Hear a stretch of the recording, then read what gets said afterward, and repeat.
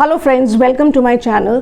Friends, Anant Ambani जो कि मुकेश अंबानी के सबसे छोटे बेटे हैं, उनकी शादी की प्री वेडिंग सेरेमनीज यानी कि जो शादी से पहले जो रस्में होती हैं वो उसमें जितने भी फंक्शंस होते हैं वो सारे जामनगर गुजरात में किए जा रहे हैं।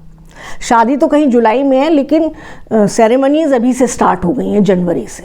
भाई आफ्टर ऑल कोई छोटी मोटी शादी तो है नहीं, इतने बड़े बिजनेस टाइकून मुकेश अंबानी के बेटे की शादी है तो नेचुरली 4-6 महीने तो चलेंगी ही ना सेरेमनीज।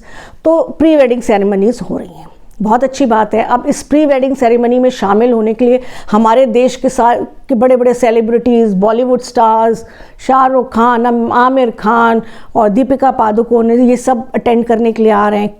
नेता आ रहे हैं, बिजनेसमैन आ रहे हैं, लेकिन इस शादी को अटेंड करने के लिए इंटरनेशनल गेस्ट भी बहुत सारे आ रहे हैं। बिजनेस टाइकून्स, बड़ी बड़ी कंपनीज़ की सीईओज, कितनी कंट्रीज़ के हेड ऑफ द स्टेट्स और क्या कहते हैं रॉक स्टार्स, फिल्म स्टार्स, सैकड़ों की तादाद में इस शादी को अटेंड करने के लिए आ रहे हैं।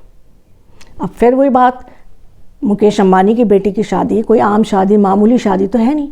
चलिए, बहुत अच्छी बात है। प्रॉब्लम कहाँ आई? प्रॉब्लम आई ये कि जामनगर, जो अब मुकेश अंबानी ने सोचा कि मेरे को तो जामनगर में शादी करनी है अपनी बेटी की, तो जामनगर में कर रहे हैं। चाहे वहाँ पे वो सहूलियतें थी या नहीं थी, आराम से बॉम्बे में कर सकते थे, लेकिन नहीं, उनका मन तो जामनगर में करने का, तो जामनगर में ही करेंगे। अब जो जामनगर का एयरपोर्ट है ना, वो बहुत छोटा सा है, डिफेंस एयरपोर्ट है। दिन में 3-4 फ्लाइट्स टेक ऑफ करती हैं, लैंड करती हैं। अब क्या किया जाए? तो उन्होंने अपने फ्रेंड पीएम मोदी को बोला कि प्लीज़ आप कुछ करिए और इस एयरपोर्ट को इस लायक बनाइए कि मेरे जो वो सैकड़ों की तादाद में इंटरनेशनल गेस्ट आ रहे हैं, उनके प्राइवेट प्लेन्स, प्राइवेट जेट्स यहाँ लैंड कर सकें। तो पीएम मोदी ने फ़ौरन सरकारी तंत्र को हुक्म दे दिया कि भाई जो करना है करिए, लेकिन फ़ौरन इस एयरपोर्ट को इंटरनेशनल एयरपोर्ट बनाइए। आफ्टर ऑल मेरे दोस्त के बेटे की शादी है और सारी ministry, civil aviation ministry, home ministry, finance ministry, health ministry, सब लग गए लग के उन्होंने 10 दिन के लिए इसको इंटरनेशनल एयरपोर्ट में कन्वर्ट कर दिया। अब इंटरनेशनल एयरपोर्ट में कन्वर्ट करना किसी छोटे से एयरपोर्ट को रातों रात कोई मजाक नहीं है। बहुत इसमें इंतज़ाम की और बहुत कोऑर्डिनेशन की, बहुत मेहनत का काम है ये। लेकिन चूंकि प्राइम मिनिस्टर के फ्रेंड के बेटे की शादी है, इसलिए मिनिस्ट्रीज़ ने कोई कसर नहीं छोड़ी और इसको रातों रात इंटरनेशनल एयरपोर्ट बना दिया। वहाँ पे कस्टम, चेकिंग, इमिग्रेशन, जितनी भी फैसिलिटीज़ चाहिए सब लग गई हैं। अब ये जो इंटरनेशनल गेस्ट्स हैं, वैसे तो ये अहमदाबाद में भी इनके प्लेन्स लैंड कर सकते थे। अहमदाबाद 300 किलोमीटर है जामनगर से, लेकिन फिर अहमदाबाद से जामनगर तक इनको आना पड़ता बाय रोड।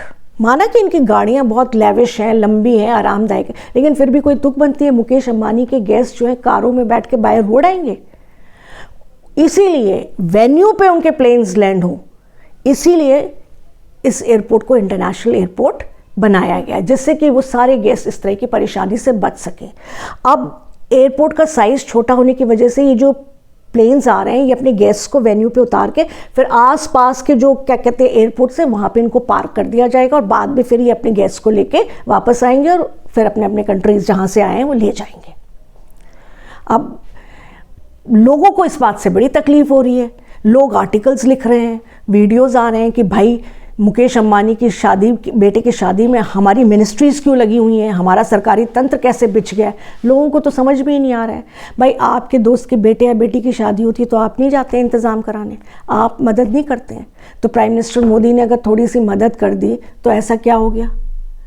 यहाँ तक कि वो जो एयरपोर्ट है उसका जो डिफेंस सिक्योर एरिया है, टेक्निकल, जहाँ पे किसी को जाने की इजाज़त नहीं है, वहाँ पर भी कुछ प्राइवेट जेट्स को पार्क कराया गया। भाई जब जगह की कमी पड़ रही है तो क्या करें, ये सिक्योरिटी वगैरह तो चलती रहती है, ये ऐसे मौके बार बार तो आएंगे नहीं। अब वो प्राइवेट जेट्स वहाँ पार्क हो गए तो क्या हो गया? अच्छा, अब आते हैं हम राहुल गांधी पे। राहुल गांधी तो खामखा ही चिल्लाते रहते कि अडानी अंबानी की सरकार है। अडानी, अरे अगर प्राइम मिनिस्टर ने अपने दोस्त की बेटे की शादी में थोड़ा सा सरकारी तंत्र लगा दिया, थोड़ी सी मिनिस्ट्रीज़ लगा दी, थोड़ा सा क्या कहते हैं इंतज़ाम करा दिया, तो क्या ये अडानी अंबानी की सरकार हो जाएगी? नहीं। जनता देख रही है, देश समझ रहा है कि नहीं, ये प्राइम मिनिस्टर के दोस्त के बेटे की शादी है, इसलिए तो प्राइम मिनिस्टर मदद कर रहे हैं। इससे इसका मतलब ये थोड़ी कि उनके सिर पर टप्पा लग गया कि अडानी की सरकार है, अंबानी की सरकार है। वैसे अडानी भी आ रहे हैं, वो भी इस शादी में केस है।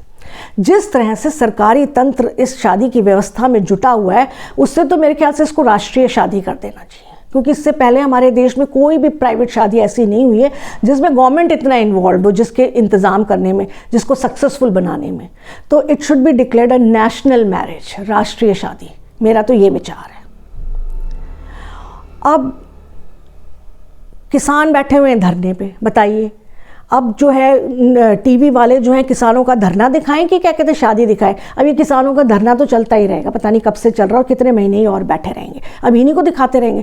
भाई इतना इंपॉर्टेंट इवेंट हो रहा है, pre wedding ceremony Anant Ambani, Mukesh Ambani की बेटी की, उसको कवर नहीं करेंगे? इस पर भी लोग कह रहे हैं कि लोग इतराज़ कर रहे हैं कि नेशनल मीडिया लगातार उसकी क्या कहते हैं लाइव टेलीकास्ट दिखा रहा है। अब क्या किसान आंदोलन ही दिखाता रहेगा? नेशनल मीडिया का और कोई फ़र्ज नहीं है?